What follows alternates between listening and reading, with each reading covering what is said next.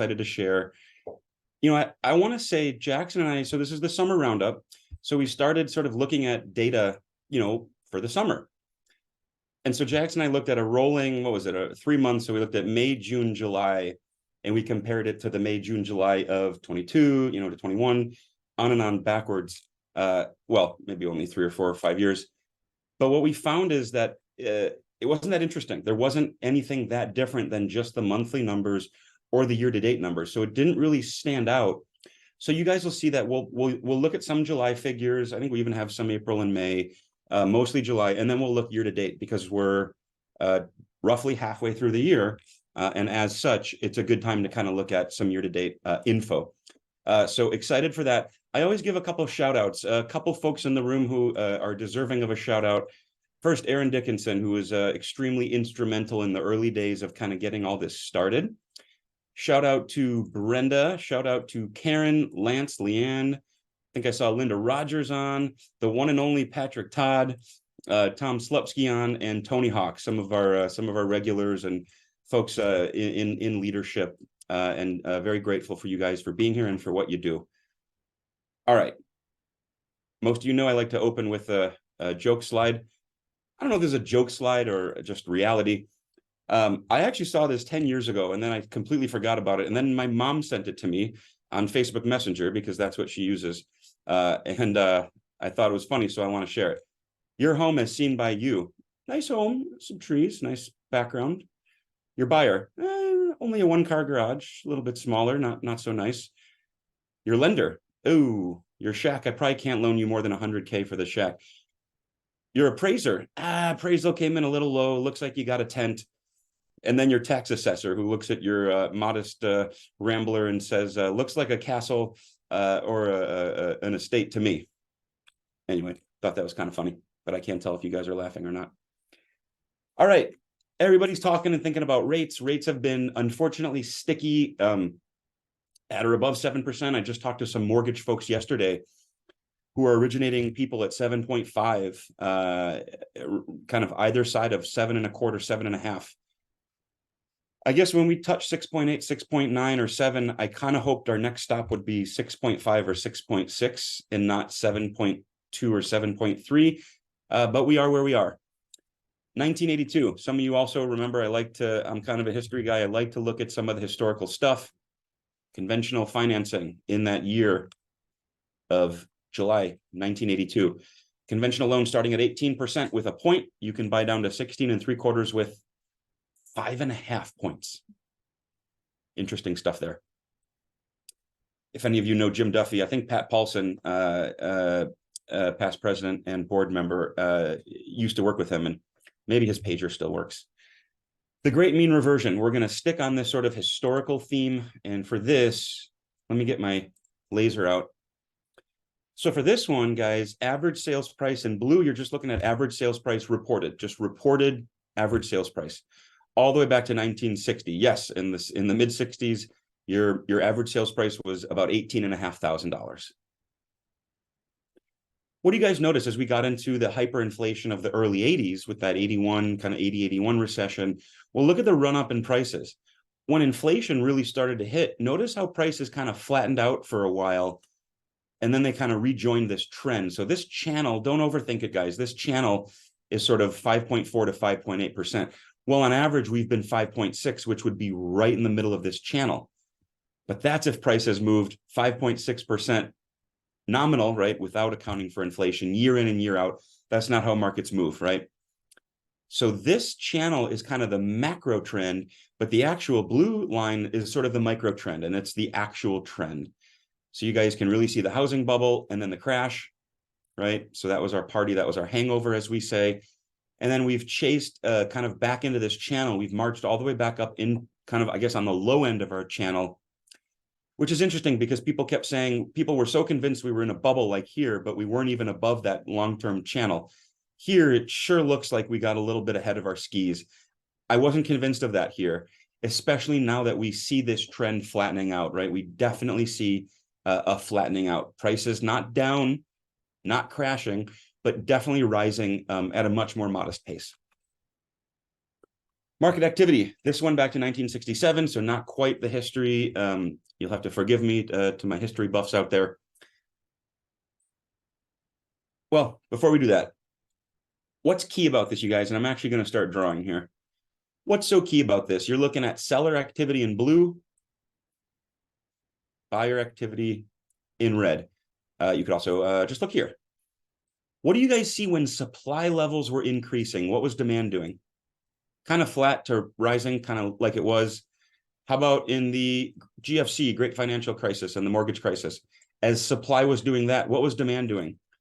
Looks like it was kind of rounding a corner and heading down at the time when supply was pretty high. Guys, what do we know happens? Let me erase them or I'll leave them on forever. What do we know happens when we have this divergence between supply and demand? When we have more supply, but not more demand, the prices of that new product tends to weaken. We tend to see softening prices. Not always, depending on, absorption rates and some other factors, I guess, delinquency in the market, maybe. And so that's what you saw here. And here it was even more dramatic, where you saw seller activity do that while demand was really on the way down. Here, demand was just kind of rising at an average pace while supply grew. But this is the key, guys. What do you see happening here? I see sellers downshifting at the same time as buyers are downshifting. So we didn't have that divergence that got us into trouble here and here. Instead, we had the same direction, right? It was the same direction of the movement. I think that's really important, even though I spent a little bit too much time on it. Kind of explains some important things. Guys, why are we here? What are we doing? Why do we care about any of this? Perhaps we should have opened with this. I'm David. I care about stats, and I hope you do too. Are we in a buyer's market or a seller's market? Month supply of inventory can answer that question. How do property types compare? We've got townhouse condo versus single family breakouts. Prices, up or down, median sales price, average sales price, price per square foot. How long will it take to sell my home? CDOM, PDOM, DOM, right? What do you want to look at? How much of my asking price will I receive? We've got that. Most sellers are, believe it or not, getting 100 or 101%, but some are still getting 92, and others are still getting 110, right? 10% over list price. Showing activity. Ooh, I thought I saw a couple things in chat. Tom, my drawings are questionable. I appreciate that. Aaron, I love and hate the mean reversion chart. It's great from big picture affordability. Okay, we'll have to chat more about that. Eric is convinced price correction. You very well may be right. We will have to wait and see. Let's take a look at this one, you guys. How about showing? So last 5 years? Well, present year and the prior 4. So 2019 showings here, 2020 here, 21 here, 22 here, and then here's our 23 in our darkest shade here. Won't spend a ton of time on this, you guys. Just know, well, we had a gap, right, between 22 and 23, right? Gap, gap, gap, gap, gap. Now we're starting to see that things are kind of tightening up. I don't know if we can call this divergence where we're seeing another gap. I kind of don't think so. So watch for this to kind of follow last year. If we somehow get down here, maybe more challenges, but with where rates are and prices and inventory, it's a little bit challenging to be a buyer these days. Diving into some of the specifics, showing activity by price point. There's only one place I see growth. Usually we actually do see growth in this million plus, but I see growth in only three price points. I'm not sure what happened with all right, maybe Tom is right. I'm not a good artist with the drawing. The only 3 with increases in showings, particularly the biggest increase in showings in 800 to a million, are all kind of in some of our, what you might call our upper echelons, right? So our median is about 370, 380, which would be here. I don't think a lot of you think of 550 as luxury. Maybe that's a second move up, or maybe a downsizing boomer couple who are selling their 900 and looking for a 450 or a 500 townhome if they can find it. Good luck. So again, usually we do see more growth in million plus, but for whatever reason, not this time. So you guys can kind of see the change in how we're seeing a decline in showings in our affordable brackets, coupled with increases as you get into the luxury brackets. That was the number, right? This is number of showings and the change. This is the share of showings out of the whole pie. So they're looking at different things. A million plus, pretty flat, but some of the other kind of luxury ranges definitely seeing growth there, seeing contraction here, flat here, contraction, I guess flat to up a little, flat to up a little, and a lot of the growth, obviously, in these ranges that we just talked about. For the month of July, right? So sometimes a week can be a little wonky. We've had some pretty hot weeks where maybe people were, wanting to stay in the air conditioning, and a little bit less likely. Also, we see that when we get feet of snow and it's minus 30, we see that not as many people are looking to tread through 3 feet of snow when it's minus 35. Only brackets where you saw increases in signed contracts from July 22 to last month. Only 3 of them, you guys, and you guessed it, they are the top 3 highest priced brackets. There you have it. New listings year to date. Let's go through some of our usual suspects here. Guys can kind of see the high water mark here. And here we are at the low water mark, right? Even below where we were in 2012, kind of our previous valley, if you will. I think it's a little interesting to compare to some of the COVID years where wonky things happen. I think that's a little more visible on the sales side. So just take that with a grain of salt, you guys. But I wish I had better news to report. But we're not here to make you feel good. We're here to give you the truth and talk to you about the market. And we've never seen fewer sellers listing their homes for the first half of any year, going back to 2003 and likely well before. So this is at least a 21-year low for the year-to-date period. It could be 25 or 30, you guys. We just don't have the North Star data going back that far. I wish we did, but we do go back further than almost any other MLS, which is nice. Well, why? You might hear us asking that question a couple times, the why. Why would new listings be doing this? Glad you asked. I want you guys to focus on these two. This one, greater than 6%. This one, 5 to 6% mortgage rate. These guys, 4 to 5% mortgage rates. These guys are the sub 4 guys, right? So this 3 to 4, I'm really starting to think Tom's right. And this less than, sorry. Yeah. So, well, why aren't I listing my home? Well, how many people have fantastic interest rates who aren't motivated to sell, right? So I'm just not motivated to sell. Why? Because I feel like I have these golden handcuffs. I'm married to my interest rate. I feel wed to it. You couldn't pry my 3% mortgage rate out of my cold, dead fingers if you wanted to. And so inflation has really pushed rates higher. That's why folks feel so married or locked into their interest rate.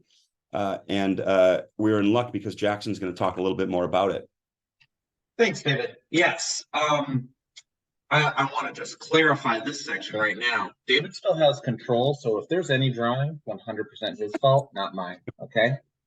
Hi, I'm Jackson, and much like how David loves stats and hopes you do too, I love economics, and I hope you will learn to love it just as much as I do. And in that effort, let's talk about the fundamentals of inflation, right? This is so critical right now to what's going on, not only throughout this past summer and how the Federal Reserve's actions have had an impact on your own business, but it's going to happen again in the future. On average, every 7 years or so? Let's understand the fundamentals of that now, so that way we can be better practitioners of our business, both in this point of market shift and in the future. So let's start with something practical that I think everybody can wrap their minds around. David, next slide for me, if you would. Penny candy. So we all probably remember this, right? Go to the store, you take a penny, and you get a piece of candy, right? Go ahead, David. Next slide. Well, not really a slide. It's really just adding in an X. There is no such thing as penny candy anymore. Why? It's because the price of services or goods, in this sense, the just candy that we have, is no longer on average at the value of just a penny. It's more expensive than that. So why do the price of goods and services change over time? Next slide, please. This is a subtle yet powerful concept, but it's worth really kind of mulling over for a minute here. Price reflects not only the balance of supply and demand for the goods and services, but it reflects the balance of supply and demand for the money that we use to trade for those goods and services as well. You can often very tangibly look in your own business and see the different qualities of homes and see there are different prices, or this Audi that we see versus a Volkswagen, even though they're really kind of the same car, they're at different prices, right? The price of gas changes sometimes daily. And then over the past summer, we've seen things like eggs change dramatically in terms of price. But has the quality of those eggs changed? Has the quality of the gas changed? No. You know what has changed? Next animation for me, please, David. The dollar has changed.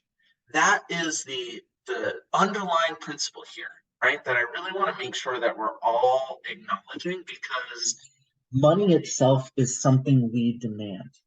And for the most obvious reasons, money can be traded for anything we actually need to live and enjoy our lives. And therefore, the supply of money impacts the price of everything. And the Federal Reserve determines how much money we should be putting into the economy in order to balance that teeter-totter of supply and demand with how much people feel they actually need to get the goods and services they want on a regular basis. And what happens when this goes wrong? Next slide, please. If there is not enough money to go around and people begin to save that money because it's more valuable for us, they don't spend it. And that leads to what we call deflation in the economy. People worry more about their bills. People end up getting let go. And this could end up being recession. On the other hand, next slide, please. If there is too much money in the economy, people don't value it enough, air quotes, and they're more likely to spend it on not only the goods that they need, but the goods that they want, or the goods that, would be nice to have. And then all of a sudden, we start spending money disproportionately. Does this sound familiar? Does it sound like 2021? Sound like the early parts of 2022? You end up increasing national debt. There's overspending. There is run-on inflation. And then when it's brought to an extreme, our shelves are empty because the supply chain can't keep up with increased demand. So, what is an economy to do? Next slide, please. The Federal Reserve controls our appetite for spending in very one, but very powerful way.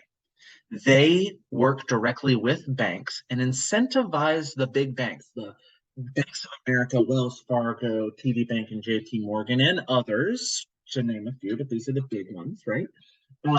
To, instead of holding on to their money, they can invest it. They can hold it in reserve at the Federal Reserve at a particular interest rate. That is the interest rate that we're talking about when the Federal Reserve hikes rates. It is saying, if you hold your money with us, Wells Fargo, you're going to get a better return. And when there's money being held in the Federal Reserve, that means there's less money that Wells Fargo or smaller banks end up being able to lend out to those little human symbols down at the bottom. That's you, that's me, that's your clients seeking mortgages, seeking business loans. And because people still want those loans, they said, fine, we'll do it. But we're going to increase our rates. What does this look like, right? Next slide, please, David. This is a slide, David. Next slide, please. Thank you. This is a just clip art chart pulled straight from our friends over at Fred, the Federal Reserve in St. Louis, Missouri, that shows the interest rate, that fixed interest rate in the Federal Reserve. It looks eerily similar to another interest bearing rate that we often look at. Next slide, please, David. At the top of this slide, you'll see that same chart we just looked at, and at the bottom, we see our 30-year fixed mortgage rate average for the United States. They are connected. The 30-year fixed mortgage rate is in so many ways constructively dependent on that chart above it. And there's no more concrete way to view that than looking back again at history. If we could go to that next slide. Here is just a wonderful piece of history, right? Look here at the first column. You know, this is 1978 in that first column, monthly principal and interest payments on the average price existing home, right? And if you look at that line, that horizontal line, you'll see Minneapolis's monthly average principal and interest payment was about $400 in 1978. Now, drag your eye all the way across to the right where that horizontal line meets. That's 1981. 4 years, no, 3, yeah. 1, 2, 3, 4. Yes, 4 years later, right? And it's double the price. I can tell you one thing. I didn't live during this time. I wasn't working at MAR during this time. But I can tell you right now, the quality of those homes didn't dramatically change. It's not like all of a sudden a huge new wave of new construction came in between 1978 and 1981 and doubled the price of monthly payments for homes. But you know what did change? Inflation. Dramatic changes in the Federal Reserve's interest rates, which then doubled the price, right? That is what we're talking about here. That's how quickly decisions from the Federal Reserve can impact your business, because your clients are going to be looking at the end of the day, as Todd Walker likes to say, this is a monthly payments business. Our buying clients are going to be looking at what their monthly payment is and how much they can afford it. And there's no better way to view that than hopping back into the world of year-to-date metrics that we all know and love. Next slide, David, and we'll take a look at pending sales, right? We're seeing that now at the macro level. I'm sure you're seeing it as you talk with your clients, and we're seeing it here at the aggregate level, where pending sales year to date are down about 20%. You know, that is as low as we have seen in a decade. I mean, that's noticeable. You feel that, right? And that means that, you know, there are fewer people engaging in this economy. They're more reluctant to go out and buy those homes. And we see a similar thing if we look at closed sales on the next slide, where we are down 23% from last year. And yes, 2021 was a particularly, you know, high point for year-to-date closed sales at 38,000.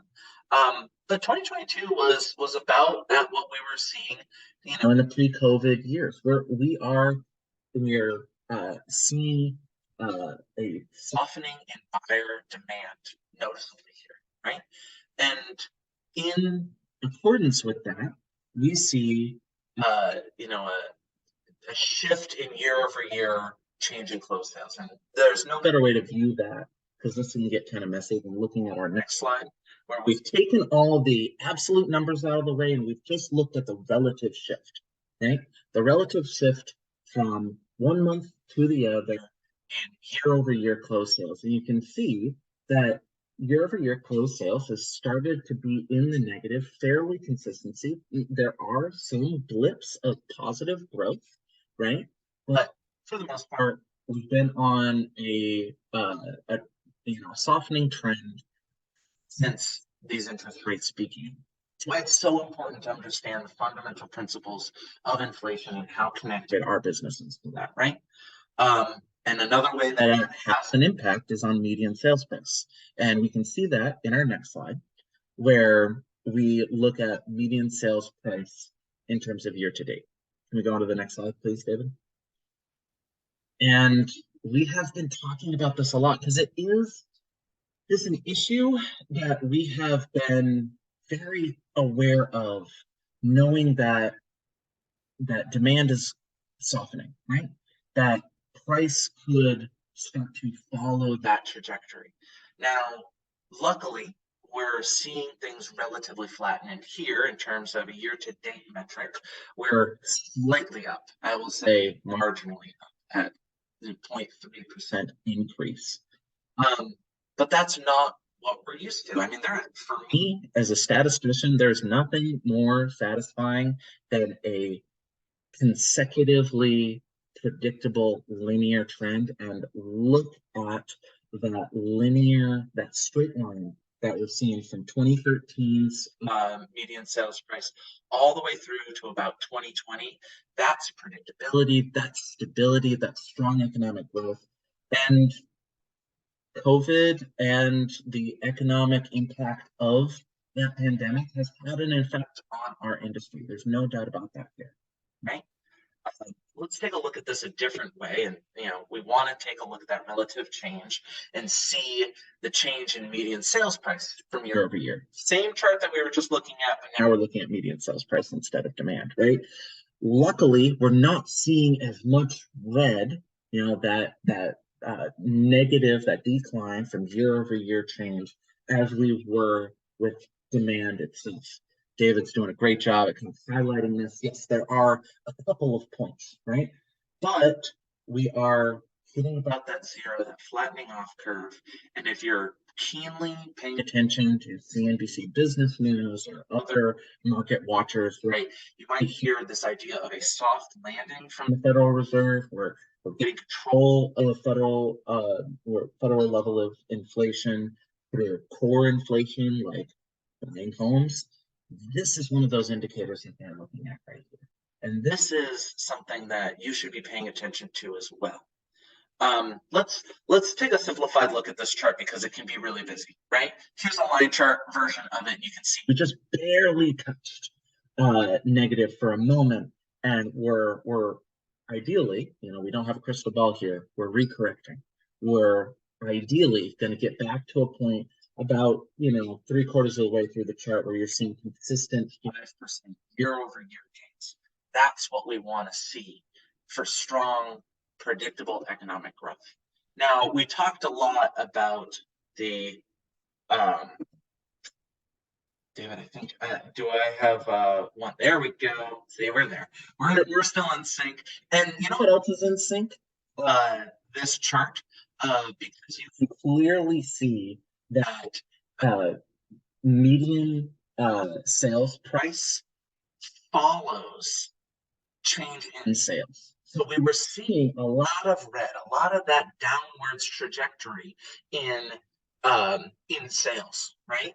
Now, I don't want to be the bearer of bad news. I don't have a crystal ball. And ideally, we don't start to see a drop off in median sales price. I just want to show you what history has shown us in the past. And you can see that there is, what would you say, David? A 2-year lag-ish? Yeah, we do see a lag in median sales price that tends to fairly closely follow the change in sales proportionally. We're talking about percentage changes here, right? Because one's dollars, one's units, right? But percentage change, they're pretty similar. So just keep that in mind as we move through the rest of this year. We may not be fully out of the woods yet. Let's take a look at price per square foot. Another way to view, home price, right? And again, we're relatively flat at about $194 per square foot. That is, consistent with what we were seeing with median sales price. Moving on through average percent of original list price received. David was already talking about this earlier, but it bears seeing visually because, man, it's a powerful message, right? We are currently at 99.8% average of the percent of original list price received, right? And that expectation setting now is more important than it ever has been, because your clients have the memories of the last 2 years. And look at the last 2 years. Exactly. Exactly how David is looking at it. It is 3% over asking price, 2.5% over asking price, and they're saying, why not me? Well, because if you look at a 5-year long plan, that horizontal line that he pulled through that later half, that's pretty much the norm that we were seeing prior to the pandemic and that economic instability, right? This is back to our new normal, right? Let's take a look at July's percent of original list price, and we can see a similar story here, right? This is now median percent of original list price received, and boy howdy, 2021 was a good year to sell a home, right? But it's not 2021 anymore. Yeah, shocking, right? That is an outlier. You use that term outlier if you ever want to wonder, like, what visually what an outlier looked like. 2021 in this chart is an outlier, right? We are now back to something that could be established as an equilibrium. And we need to lean into that idea. We need to set context appropriately for our uh, clients. Let's take a shift and look at days on market to again talk about this idea of setting context appropriately. If you have been here, for the past 2 years, you know how crazy, I like to use the phrase shelf life. The shelf life of a listing has been, and it has been busy, hasn't it? 9, 10 days, median days on market. That's a lot. I mean, that's quick, right? That's less than 2 weeks. You list your home and it's already pending, right? We're starting to go back to those pre-pandemic levels. We're at a year-to-date median days on market around 17 days, which is 70% up from what we saw during 2022. It's not quite as what we were at in 2018, 2019, 2020, but we're getting there, and I think we're going to start seeing that trend out, especially as we get into those colder months, the less busy months. Homes are going to stay on the market for a little bit longer. Expect that as we close out the year to probably inch up a little bit more, right? Now let's talk about inventory, right? Inventory for the month of June, right? This is not year-to-date inventory. We measure inventory in a very different way. It's a snapshot at the end of the year, or at the end of the month, right? And for the month of July, that snapshot left us with about 7,800 homes available on the market, right? 15, 16-ish% less than last year. Last year was a little bit of an uptick, but you can see the trend is your friend. There's been a downwards trend ever since about 2014, right? That's something that is, again, it's pretty predictable to be able to see that sort of thing, right? But what has changed? Demand, right? Demand and the inventory supply is they're natural balancers of each other, supply and demand. What is available? What do people want, right? And so a more accurate way to get a sense of what is going on is that month supply of inventory. And you can see that even though inventory has gone down, July's month supply of inventory has started to creep up, mostly due to that softening of demand, right? We are now finally, and I say finally because it's been about 2 years, able to say that we are at 2 months supply of inventory, and it has been under 2 months supply of inventory, frankly, since I've been working here. And that is that is still a strong seller's market. Don't get me wrong, but we're not seeing that frenzied rush that we were seeing in 2021 and 2022, right? Still a strong seller's market. Don't worry about it. That strong seller's market, again, for us, is usually about 4 to 6 months supply of inventory. That's something we haven't seen since 2014, nearly a decade, right? But we are starting to see an upwards trend due to that decrease in demand. Another way to view this is our supply and demand ratio. This is a great way to view, we like to put it in quotes, you'll see it there at the top of number of homes per buyer. It's the ratio of inventory versus closed sales, right? This is for the month of July. And as you can see, there was less than, the way this math works out, one home per buyer in 2020 and 2021. Think of that in a larger scale. Out of 10 buyers, there were 8 homes available for those 10 buyers in 2020, 7 in 2021. But now in 2022, 2023, for those same 10 buyers, there's 12, 17 homes available. More homes are becoming available for the buyers that are there because there are fewer buyers looking to buy, right? Another clear indicator that shows us that price, that this balance between availability and demand is changing is our percentage of sales with price reduction. David, do you mind if we slip over to the price reduction slide? Great. So I know I've been talking doom and gloom for a lot of this, right? But I want to set appropriate context for you, because we've all been hearing that things have shifted, and we know that we've been talking about how things just really aren't as amazing as they were in the past 2 years. And while that's true, I argue that that level wasn't necessarily wasn't sustainable. And we all have this feeling that, if I were to have covered over the right side of this chart, about how you would have guessed that price reduction would have been much larger than 17%. We're talking about the percentage of sales that reduce their price in order to get that sale to close, right? And a lot of people I'm hearing are saying like, oh, a lot of these homes are reducing price. A lot of them are. Well, not necessarily. The evidence here shows us that yes, there has been an uptick from last year. Last year, only 10% of homes experienced a price reduction in order to sell. This year, we're at about 17.5%, but that's still under pre-pandemic level, or the early pandemic levels of about 20%.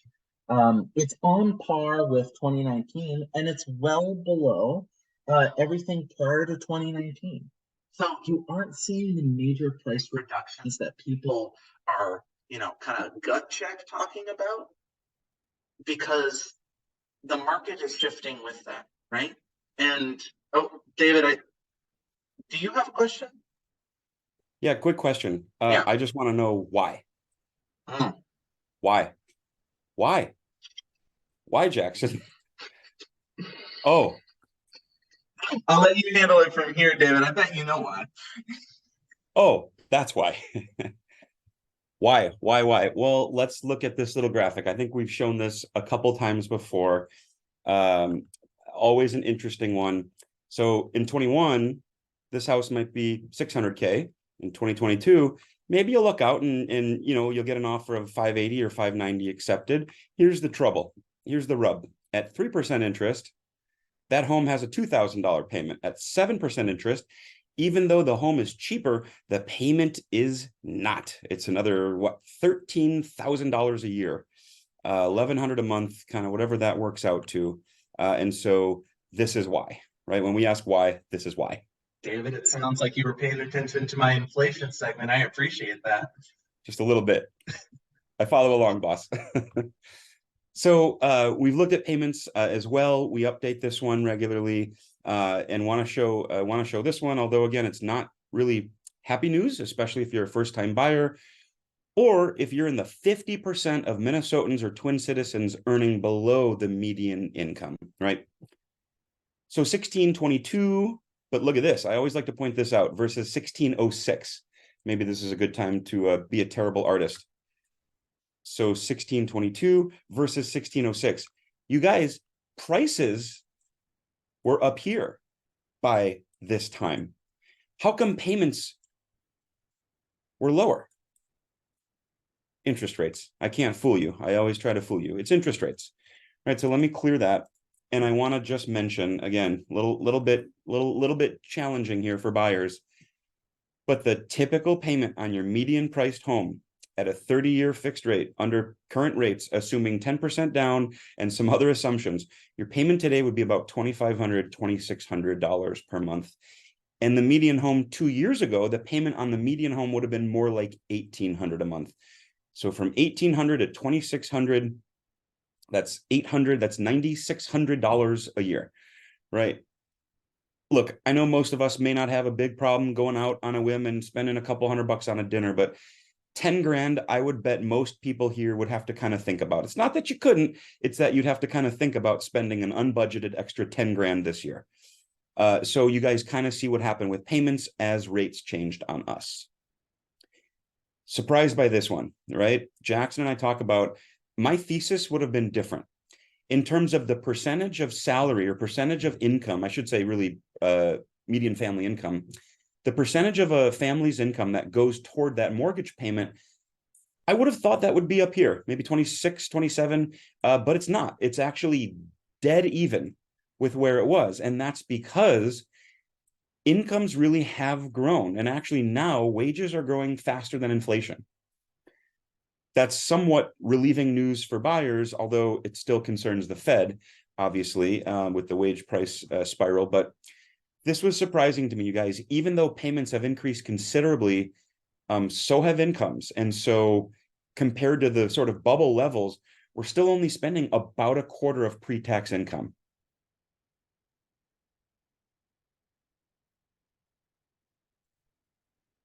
How deep is the mud? Depends on who you ask.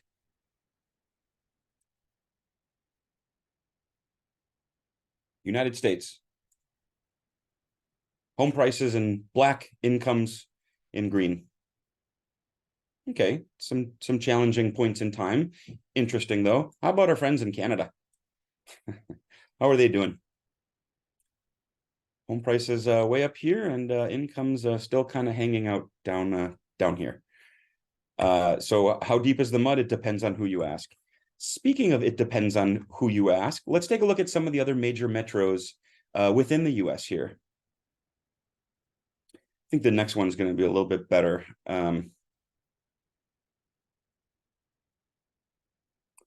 So you guys can see Minneapolis here in this kind of pink color. Notice how we just came down to 0%. And we're kind of bouncing off it. Well, it looks like, well, we've had 1 month of bouncing off it. Let's see if that continues. Who's all gone below it, right? It's the ones who increased the most. So your Phoenix, Tampa, Miami, Seattle, right? So many of these guys that were up here now kind of find themselves down here. What about this cohort? That's the group that's kind of just now managing to stay above zero. And so I think that's so fascinating. You know, the higher you climb, I guess the harder you fall, apparently. I think this one's a little bit better. I've sort of isolated a few. So we've got our friends in Chicago here with lower, I don't know what happened there, with lower growth. But, you know, again, looks like they could be turning a corner. That's Chicago. How about our friends in Boston, purple? Up here, down here, maybe they'll cross, maybe they won't. Here we are, Minneapolis, right? Here we are kind of doing that thing. But look at our friends in Phoenix, our friends in Seattle, or especially our friends in San Francisco and Vegas, of course.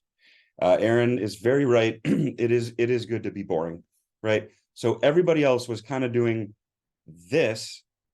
You know what? Let me start over here, right? So some of these hotter markets were really doing this, and Aaron's kind of pointing out that we've sort of done that.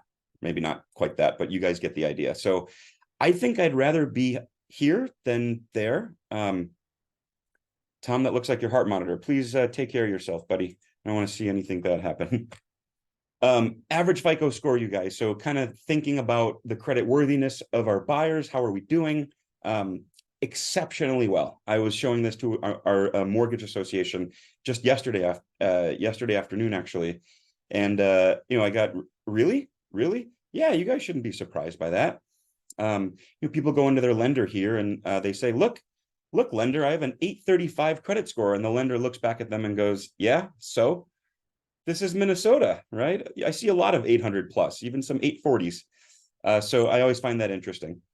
Mortgage originations by credit score. Sub 620 buyers or borrowers, I should say, they're not bad people, you guys. They just have a credit blemish or a foreclosure or, right, they just have a credit blemish and they just need some help. Look at the sub 620 folks. Look at how many were let into the market in 03, 04, 05, 06. How about how many of those folks who need some credit repair were let into the market recently? Not nearly as many, right? Who was buying all these homes during this frenzy? It was exceptionally well qualified buyers, right? 760 plus. So all that, well, and this, right? The fact that millennials are pretty high earning here. We're competing with some of the oil workers in North Dakota and some of the oil basins there. And then maybe our scientific or high skilled manufacturing type folks over in Massachusetts, looks like they're ahead of us at about 80K. Here we are at around 75, 77, North Dakota a little bit lower. So guys, the fact that we have really low unemployment, we're a pretty high earning state. We've got really good credit scores and so therefore borrowing abilities. Well, no wonder we've got one of the highest home ownership rates of any state. Looks like those Iowans are beating us out just a little bit. South Carolina, always interesting, and West Virginia, also always interesting. And as Jackson will confirm, Maine, also kind of always interesting. You know, the coal mining jobs, you know, they pay okay, but homes are 80 grand, right? Or 120K in some parts of Appalachia. And so just a lot of different interesting things to think about. So here are our millennial friends poking the hornet's nest, or I should say poking the housing market, kind of hoping for collapse, right? They're hoping for collapse. They think that's the only way they're going to be able to buy a home. Percent of all buyers that are first-time buyers, right, guys? This is pretty concerning. So only 26% after what, 40, 42, 33.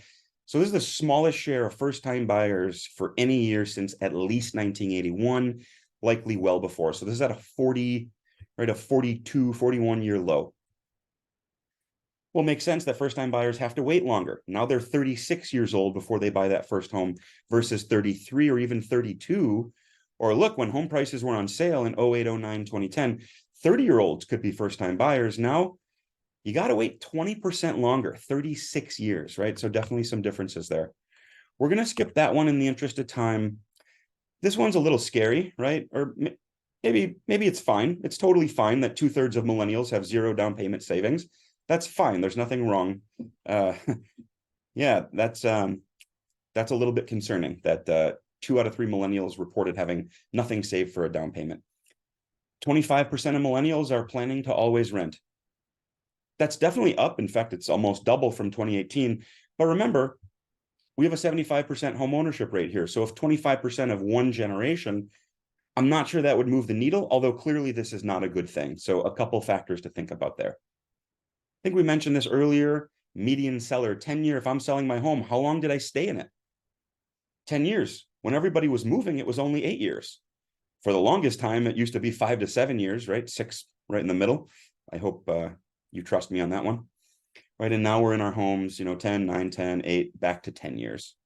Why? Golden handcuffs still, right? Golden handcuffs still. All right, I see we're coming pretty close on time, so I'm going to skip a couple and just show a few of our last ones. A couple market share slides. Percentage of all sales that are townhomes or condos. Well, guys, no surprise, right? No surprise back here during the condo boom and the bubble. No surprise that made up a large share of our market, and then it was down. And then remember when everybody wanted single family, look at townhouse condo market share down. What's happening now? Townhomes kind of live and breathe like single family, right? Some can be detached, some have a common wall, but it's a good way for folks to get payments under 2,000, right? Or wherever you want to be, under 3K, whatever. Because it's a more affordable product type. So that is showing up in the data. That's one way buyers are adapting, right? This is summer roundup. This summer versus the last 2 summers, this is one way that buyers are adapting sort of to this new normal. More beds, please, or fewer. Percentage of all sales that had 4 or more beds.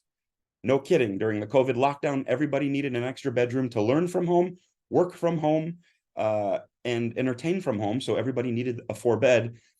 And now we're looking to control our costs. That's the sensitivity now. It's not necessarily size, it's about payments. And so you see that coming down, which you would expect. What's the difference between me if I'm selling my home and Lennar if they're selling their home? Lennar has no interest in holding on to the product, right? Lennar wants to get rid of it, right? That's what they're in the business of doing. So they've got homes to sell and they don't have to contend with, holding on to their old mortgage rate and not wanting to sell. So new construction's made up a growing share of our market. In fact, I think it's almost the largest share. And again, this is just as a percentage of sales. But if you look at a percentage of inventory, it's about as large as it's been in quite a while. Cash deals, guys, we're speeding along on our last few. About 16% done in cash. Highest since 17% in 2014. So that's almost a decade high. What is that, an 8-9 year high? Only 10% of deals done in cash. Well, of course, a lot of these buyers buying in 2020 didn't have 350K cash. Also, rates were 3% then. And so they didn't really feel the need to leverage their cash when they can borrow at 4% and let their money earn 10%, 8 to 10% in the market. Yeah, lesson learned, adjustable rate mortgages, we just don't see them coming back. So it seems like we learned our lesson there. FHA, that one's kind of interesting. Let's skip that and just look at conventional, which is sort of the inverse. So conventional loans used to be 80% of the market, and then that got chopped in half to 40 after the crash. And look, conventional loans kind of clawing their way back to 75%. And then we've actually seen 2 years of declines. Are folks thinking more about 3%, 3.5% down going the FHA route, despite some of the more stringent requirements around inspections and appraisals? But there's some evidence of that. We got to skip those two in the interest of time.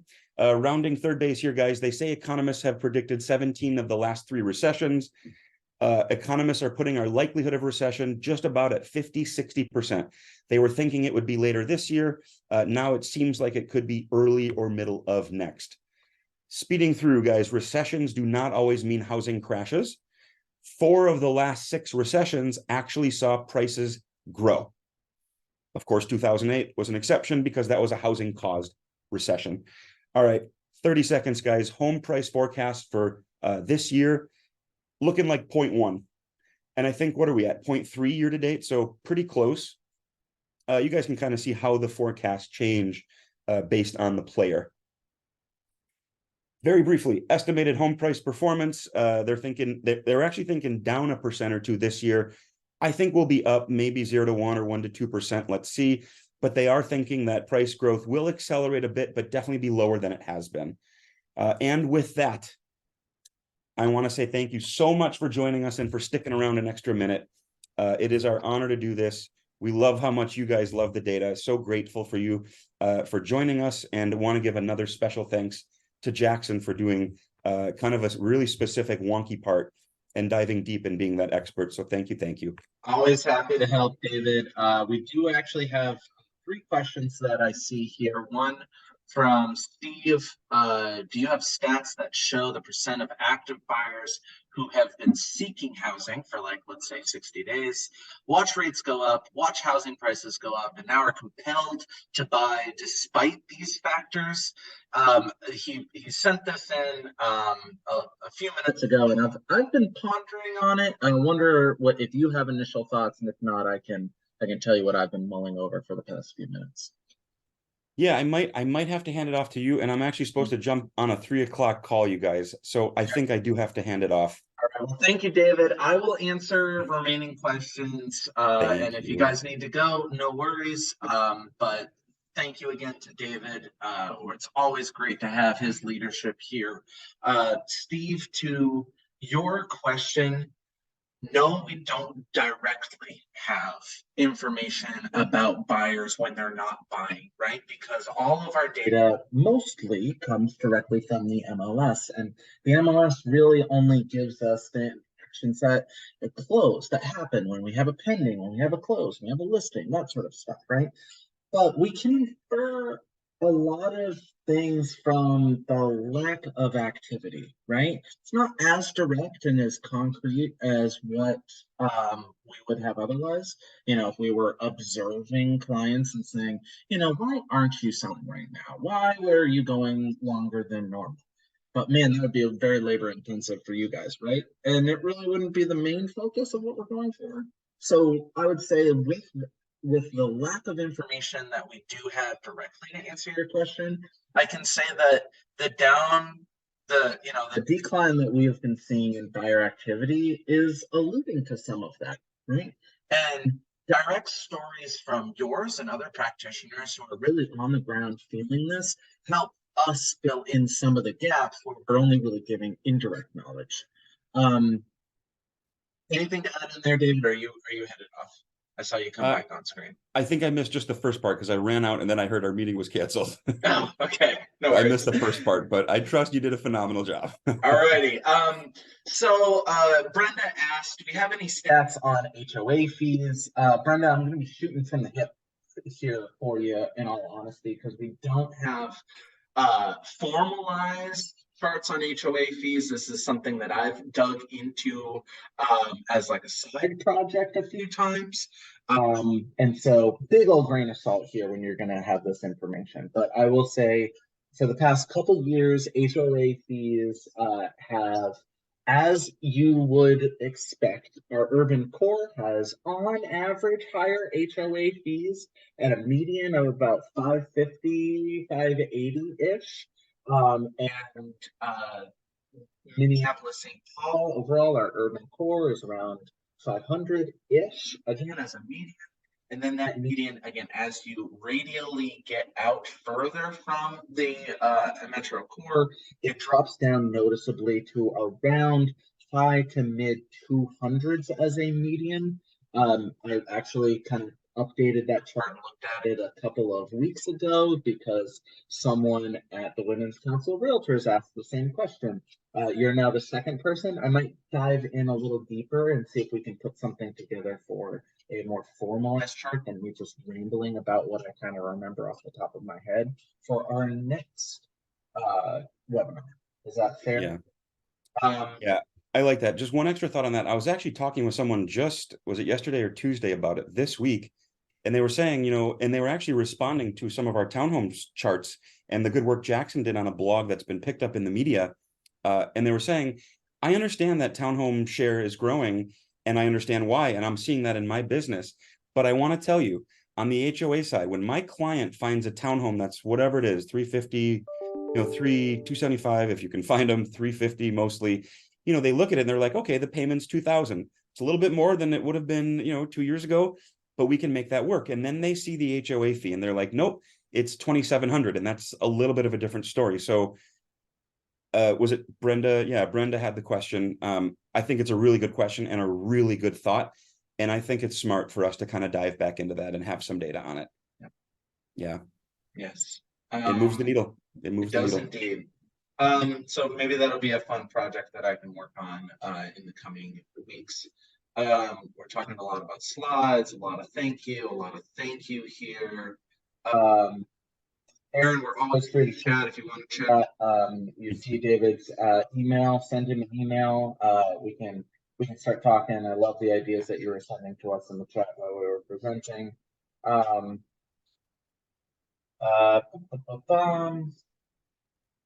Yep, vendor. Yep, Brenda makes a good point, and Vicky of Heartland makes good points.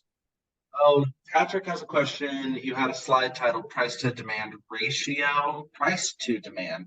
Maybe you were thinking the supply to demand ratio. Is it possible to get the analysis by bracketed value ranges? I don't remember a price to demand ratio. Is that something that we did have, David, that you worked on and I didn't? I think it was just supply demand, and we can do, sales divided by that inventory active snapshot by price point. So that's something that we can do that wouldn't take long. Patrick, happy to follow up with you. Katie has a question about the percent of pre-tax income needed for monthly mortgage payments. What is the target? Target as low as possible.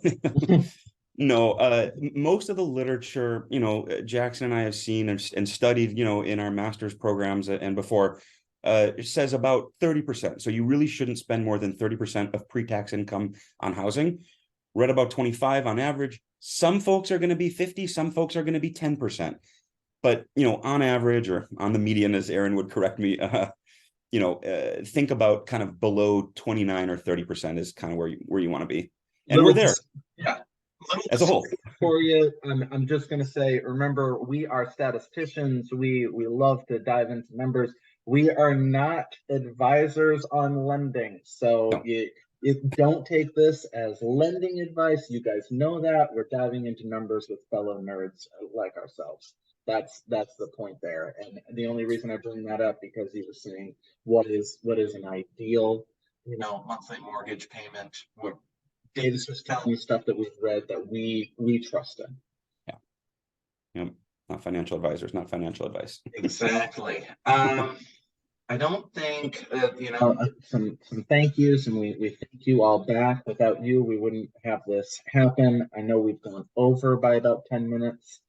Any final words, David? If not, we'll end things here.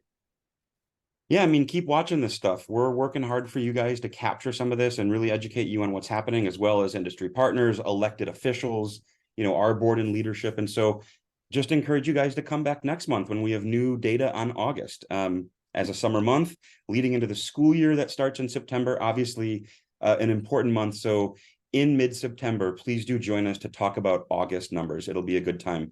Third Thursday, totally free, as you guys all know. So just don't miss us. We do this for you, and we want you to be here. All right. Well, thank you, David. Thank you, everybody else. We will see you next time. Bye, everybody.